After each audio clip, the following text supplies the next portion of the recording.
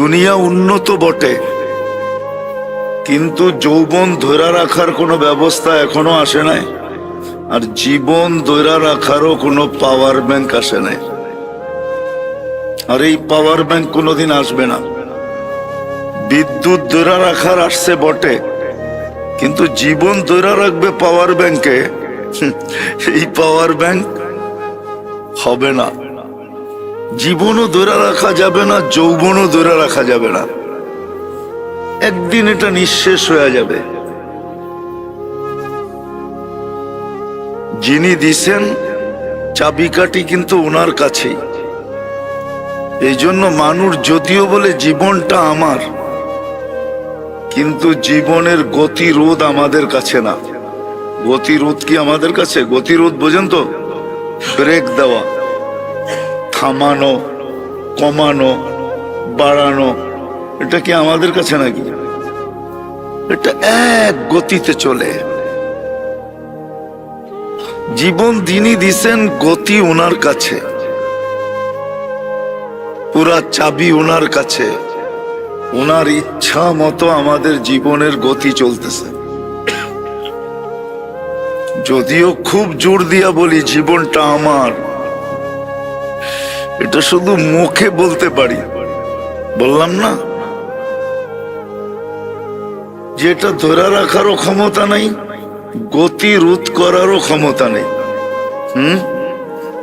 আবার পরিসমাপ্তি কোন দিন ঘটবে এটার জানারও ক্ষমতা নেই।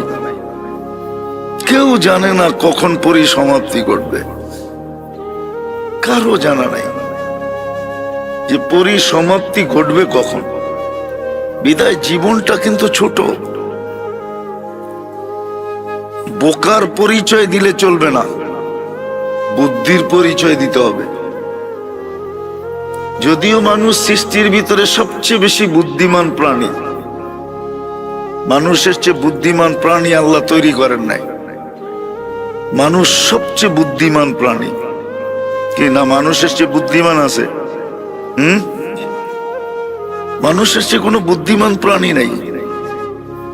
বর্তমান দুনিয়াটা দেখলে বোঝা যায় যে মানুষের বুদ্ধি কিরকম, ঠিক না?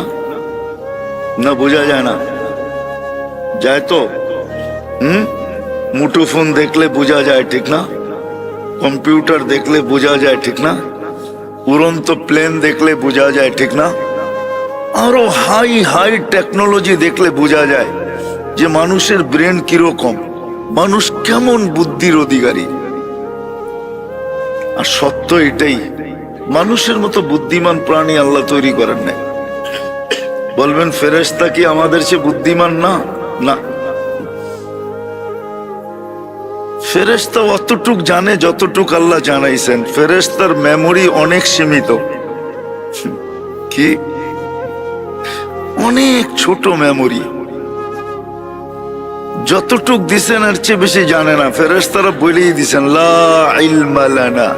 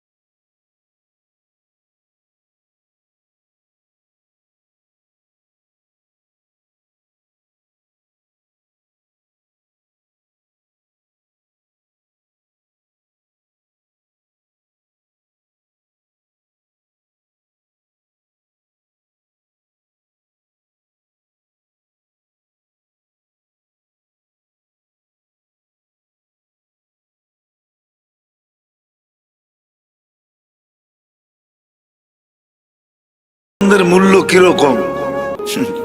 আল্লাহ যেমন তার পছন্দের মূল্য তেমন, ঠিক না? প্রধানমন্ত্রী যেরকম তার পছন্দের মূল্য সেরকম। না এটাতে দ্বিধা আছে, না এটাতে মতভেদ আছে, না এটাতে মতবিরোধ আছে, না এটার ভিতরে দ্বন্দ্ব আছে। প্রধানমন্ত্রী পছন্দ করছে। প্রধানমন্ত্রীর পছন্দ যদি এত মূল্য হইতে পারে আর এত ফুর্তি আর খুশির কারণ হইতে পারে, তাহলে আপনাকে আমাকে তো মুসলমান হিসাবে আল্লাহ পছন্দ করছে। মানুষ হিসাবে আল্লাহ পছন্দ করছে, মুসলমান হিসাবে আল্লাহ পছন্দ করছে। আরেকটা নাইলে নাই বললাম, উম্মতে মুহাম্মদী হিসাবে আল্লাহ পছন্দ করছেন। তাহলে মানুষ হিসাবেও আপনি পছন্দনীয় কার? মুসলমান হিসাবেও পছন্দনীয় কার? উম্মত হিসাবেও পছন্দনীয় কার? বলেন এই তিন পছন্দের আপনার কাছে মূল্য কতটুকু আছে? একজনও তো বলতে পারবে না যে আমি আজ পর্যন্ত 2 রাকাত শুকরিয়ার নামাজ পড়ছি। রাগ হয়ে গেলেন?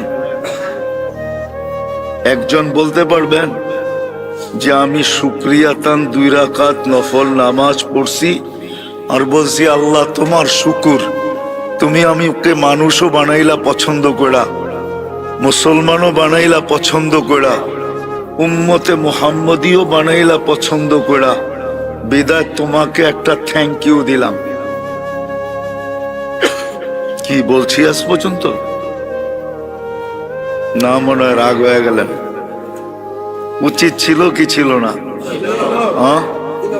আল্লাহকে একটা থ্যাঙ্কস বলা উচিত ছিল না ছিল না? কিন্তু বলি তো নাই। তো বুদ্ধির পরিচয় যেখানে দেওয়া দরকার ছিল মুসলমানকে, আফসোস মুসলমান ওইখানে বুদ্ধির পরিচয় দেয় নাই। যদিও জীবনটা ছোট, গতি রোধ করার যদিও সুযোগ আমার কাছে নাই, আমি গতি রোধ করতে পারবো না। যদিও যাত্রা 24 ঘন্টা চলমান, চাবি কাঠি আমার হাতে না। আমাদের যাত্রা কিন্তু 24 ঘন্টা চলমান। এই যাত্রা আপনি থামাইতে পারবেন না। আমরা থামি কিন্তু যাত্রা থামে না। আমরা থামি কিন্তু যাত্রা থামে না। আমাদের যাত্রী কিন্তু যাত্রা কিন্তু মৌতের দিকে। আমরা কিন্তু সবাই কবরের যাত্রী। আমি গতকালকের কাহিনী আপনাকে আমাকে শোনাইতেছি, জ্যান্ত কাহিনী, বড় ব্যথাওয়ালা কাহিনী। সবকিছু ওকে হয়ে গেছে, ছেলে মেয়ে বউ বাচ্চা সবকিছু, টিকিট পর্যন্ত ওকে হয়ে গেছে, আমেরিকা চলে যাবে। কিন্তু কালকে স্ট্রোক করছে, এখনো হিমাগারে আছে। মনে হয় 5টায় বাইরেরা নামছে, আমেরিকার থেকে আইসা মা নামছে, হয়তো আজকে রাত্রে দাফন হয়ে যাবে। বলেন কতগুলা স্বপ্ন ছিল? বলেন কতগুলা স্বপ্ন ছিল? কালকে আমি ওইখানে ছিলাম, বাঞ্ছারামপুর, আমারই পরিচিত। আমি ওখানে পৌঁছার পরে আমাকে ফোন দিছে যে আমার হুজুর আমি আসতেছি, আমার ভাই তো এই অবস্থা হয়ে গেছে, আমি এখন এয়ারপোর্টে আছি, প্লেনে উঠবো। বলেন কতগুলা স্বপ্ন ডুবে গেছে। আমাদের জীবনে এরকম ঘটবে। বিদায় কথাকে আমি গুছায় নিয়ে আসতেছি, লম্বা করতে চাইতেছি না, সুযোগও নাই। 8:30টায় নামাজ, 7:30 বাজতে চলছে। কিন্তু বুদ্ধির পরিচয় যেখানে দেওয়া দরকার ছিল, একটা মানুষ হিসাবে, একজন মুসলমান হিসাবে, একজন উম্মতে মুহাম্মদী হিসাবে বুদ্ধির পরিচয় যেখানে দেওয়া দরকার ছিল, আমরা বুদ্ধির পরিচয় ওইখানে দিতেছি না। কিন্তু যাত্রা কিন্তু আমাদের চলমান, আমরা কিন্তু ধাবমান, ধায়া চলছি, ওই দিকেই বাড়তেছি। রাত্র আমাদেরকে ওই দিকেই বাড়াইতেছে। যাত্রার পরিসমাপ্তির দিকেই কিন্তু প্রতিদিন রাত্র আমাদেরকে আগায়া দিতেছে, দিন আইসা আবার আমাদেরকে আগায়া দিতেছে। কখনো রাত্র আগায়া দেয়, কখনো দিন আগায়া দেয়, আমাদেরকে কিন্তু যাত্রার পরিসমাপ্তির দিকে আগায়া দিতেছে। কার পরিসমাপ্তি কখন ঘটে যাবে জানি না। যার কাছ থেকে আসছি তার কাছে চলে যাব, এটা কিন্তু আমাদের অর্জন না। যদিও আমি আর বলি, বলে না আমার সমাজ তো বলে জীবনটা আমার, আমার জীবন আমি কাটাবো, যেমন খুশি তেমন কাটাবো। এই যে এক প্রবাদ বাক্য, কি বলেন জীবনটা কি আমার? যদি আমার হইতো তাহলে কন্ট্রোল কোথায়? আমার হাতে তো কোনো কন্ট্রোলই নেই, আছে নাকি? হ্যাঁ, কোনো কন্ট্রোলই তো আমার নাই, ঠিক না? তাহলে এটা আমার হইলো কি করে? সত্য এটাই, জীবনটা আমার না। যদিও আমি ব্যবহার করি, যদিও আমি ব্যবহার করি আমি, কিন্তু এটা আমার না। দেহটা যদিও বলি আমার দেহ, কিন্তু আসলে দেহটা আমার না।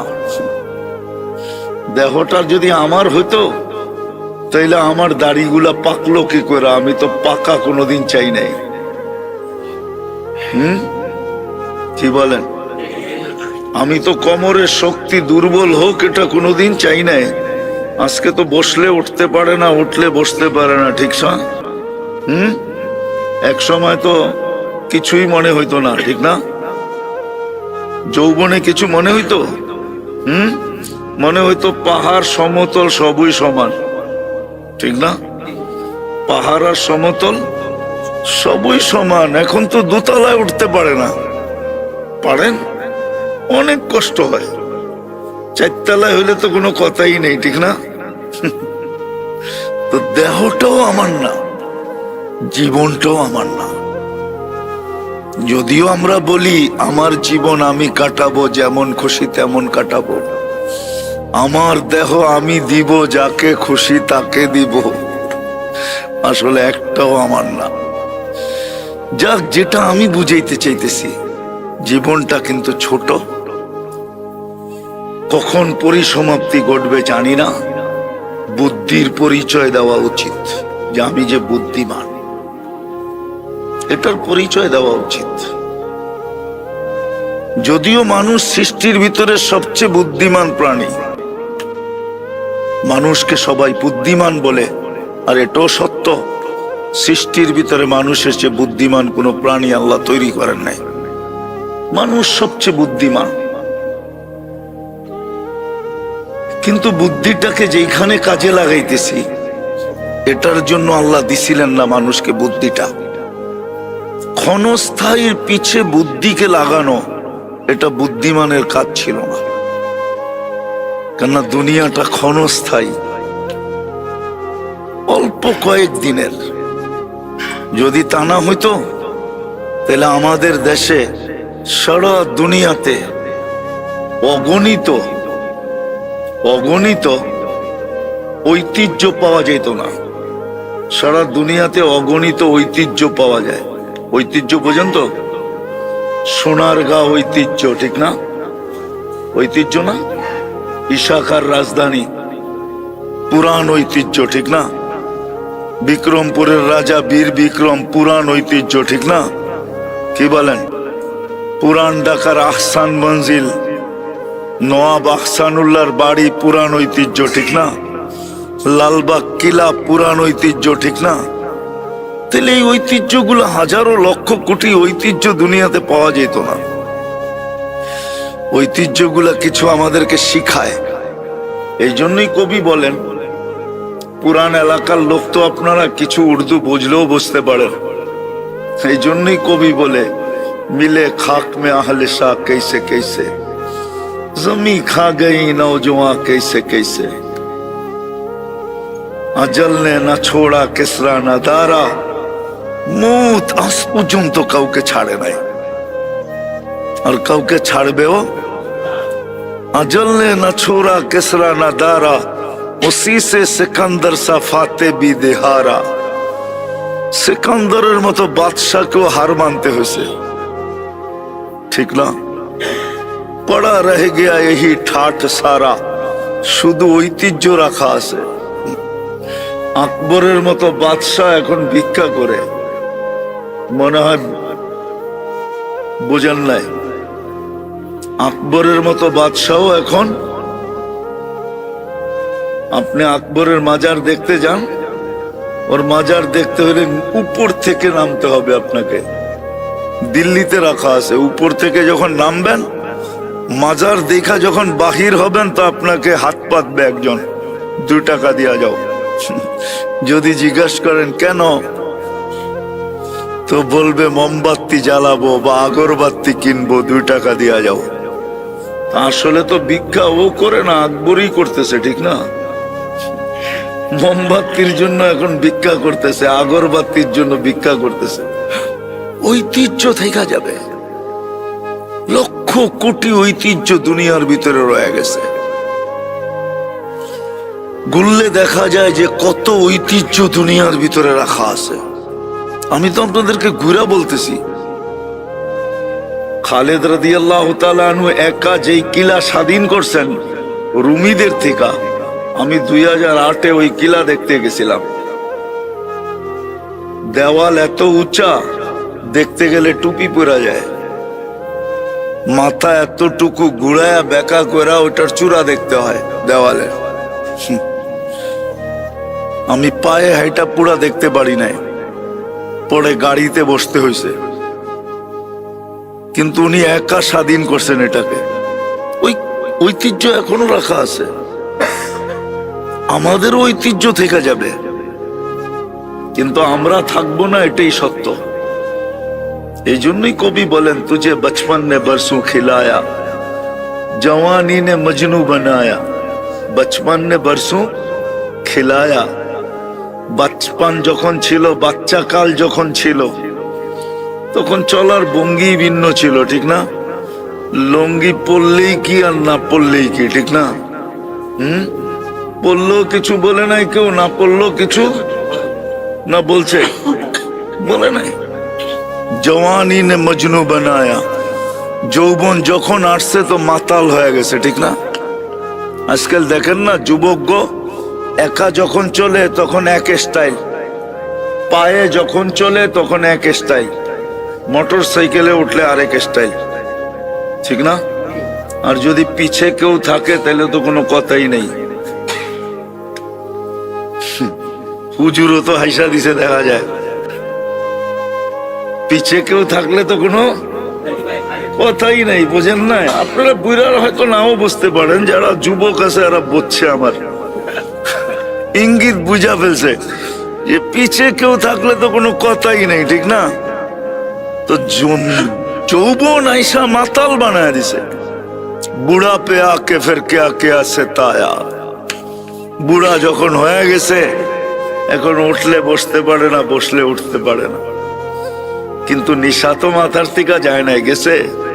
এই জন্য কবি বলে, নিশা তো যায় না, তুঝে দুনহায় কে রহো সবসে আলা, तुझे दुन है कि रहो सबसे आला, हो जीनत निराली, हो फैशन निराला, यूं ही जिया करता है क्या मरने वाला, तुझे हुस्न जाहिर ने धोखे में डाला, जगह जी लगाने का दुनिया नहीं है, ये इबरत की जा है तमाशा नहीं है, अफहसिबतुम अन्नमा खलकनाकुम आबस, धारणा की अनर्थक सृष्टि। একটা জিনিস দিয়ে তুলনা করি, আপনার দিয়ে দেখাই। বলেন আমলিয়ার মানুষ, বা আপনারা তো ডেমরা থানার অধীনে, ঠিক না? ডেমরা থানার মানুষ বলেন, দুনিয়ার একটা চোখের গবেষণা লক্ষ লক্ষ ডাক্তার আজ পর্যন্ত কি শেষ করতে পারছে? হ্যাঁ হ্যাঁ না, কতটুক গেল গবেষণা এটা বলতে পারবে? এখানে নাই কেউ সায়েন্সের পড়া, বলতে পারবে? দুনিয়ার লক্ষ লক্ষ ডাক্তার বলতে পারবে যে গবেষণায় কতটুকু গেল? বলতে পারবে না। যেই আল্লাহ এক চোখে এরকম কুদরত ফিট করছে, এরকম টেকনোলজি ফিট করছে, এরকম প্রযুক্তি ফিট করছে, এক চোখে 13 কোটি ক্যামেরা, 13 কোটি, দুই চোখে 26 কোটি ক্যামেরা। ও যুবক, তোমার কি মাথা নষ্ট? তোমাকে আল্লাহ অনর্থক তৈরি করছে। শিক্ষিত মানুষগুলা, শিক্ষা কি এটার নাম শিক্ষা যে সে ভাবে তাকে অনর্থক সৃষ্টি করছে? এক চোখে 13 কোটি ক্যামেরা, এটা তো আমার যুক্তি না, উক্তি না, এটা তো আপনার বিজ্ঞান বলতেছে। বর্তমান WHO বলতেছে, বিশ্ব স্বাস্থ্য সংস্থার বিজ্ঞান বলতেছে, এক চোখে 13 কোটি ক্যামেরা, দুই চোখে 26 কোটি ক্যামেরা। দুই চোখে 26 কোটি ক্যামেরা। কোন প্যাথোলজি সেন্টার আছে নিবে আপনার থেকে স্যাম্পল নিবে আর সাথে সাথে রিপোর্ট দিবে? জিহ্বা তো সাথে সাথে রিপোর্ট দেয়। টাচ করতে দেরি, জাল বলতে দেরি করে না। টাচ করতে দেরি, মিঠা বলতে দেরি করে না। টাচ করতে দেরি, তিতা বলতে দেরি করে না। টাচ করতে দেরি, ফিকা বলতে দেরি করে না। যেমন মজা ওইটাকে টাচ করতে দেরি, বলতে দেরি করে না। শুধু শুধু তো আল্লাহ বলে না ওয়া ফি আনফুসিকুম আফালা তুবসিরুন। তুই তোকে নিয়ে একটু ভাবিস না কেন? এক ফোঁটা পানি এত সুন্দর, হ্যাঁ এত সুন্দর এক ফোঁটা পানি, এক ফোঁটা পানি। ওই পানি দেখলে দেখা যাবে কারো পানির ভিতরে কোনো ডিফারেন্স নাই। শুধু ডিফারেন্স এতটুকু আছে যে নারীর পানির কালার ভিন্ন, পুরুষের পানির কালার ভিন্ন। ওলা আমাদেরকে জিজ্ঞাসা করার। ওই পানি এরকম এত সুন্দর রূপ যে বিশ্ব সুন্দরীর মুকুট এখন মাথায়। পানি তো সারা দুনিয়াটা একরকমই ছিল, তুই এত সুন্দরী হইলি কর্তিকা? অনর্থক। কোরআন তো এটাই বুঝায়, আফাহাসিবতুম আন্নামা খালাকনাকুম আবাস। কবিও এটা বুঝায়, তুঝে দুনহায় কে রহো সবসে আলা, हो जीनत निराली हो फैशन निराला, यूं ही जिया करता है क्या मरने वाला, तुझे हुस्न ज़ाहिर ने धोखे में डाला, जगह जी जगाने का दुनिया नहीं है, ये इबरत की जा है तमाशा नहीं है। তামাশার জন্য আল্লাহ পাঠান নাই। বাহ্যিক দেখা ধোকা খাইতেছি। এই জন্যই আমি কথা শুরু করলাম এটা, যে মানুষ সৃষ্টির ভিতরে সবচেয়ে বুদ্ধিমান প্রাণী বটে, কিন্তু আফসোস, আফসোস মানুষ বাদই দিলাম, মানু হাম্মাদি, যাদের বুদ্ধির পরিচয় দেওয়া উচিত ছিল, আফসোস তারা আজকে বুদ্ধির পরিচয় দিতেছে না। আর বুদ্ধির পরিচয় না দেওয়ার কারণেই মনে হয় সবকিছু থাকা সত্ত্বেও কিছু নাই। সবকিছু থাকা সত্ত্বেও কিছু, আমাদের ডাইনেও কেউ নাই, বামেও কেউ নাই, সামনেও কেউ নাই, পিছেও কেউ নাই, কেউ নাই। উপরে তাকাইলে দেখি আল্লাহ, আল্লাহ মনে হয় আমাদেরকে, আল্লাহ মনে হয় আমাদেরকে ছেড়া দিছেন, আল্লাহ নারাজ হয়ে গেছেন। আপনি মুসলিম বিশ্বের চিত্র দেখেন, আজকে চিত্র দেখেন মুসলিম বিশ্বের। কিন্তু যদি দুনিয়া দুনিয়া করেন, তাহলে সবচেয়ে বেশি দুনিয়া মুসলমানদের কাছে। সবচেয়ে বেশি দুনিয়া কাদের কাছে? বলুক আমাকে সুইস ব্যাংক আলারা, সুইজারল্যান্ডের মানুষের কয় টাকা আছে সুইস ব্যাংকে, আর মুসলমানদের কয় টাকা আছে বলুক? আমেরিকানদের কয় টাকা আছে বলুক? কানাডিয়ানদের কয় টাকা আছে বলুক? অস্ট্রেলিয়ানদের কয় টাকা আছে বলুক? ইউরোপিয়ানদের কয় টাকা আছে বলুক? সারা দুনিয়ার অমুসলিমদের কয় টাকা সুইস ব্যাংকে আছে বলুক? আর মুসলমানের কয় টাকা আছে বলুক? কার টাকা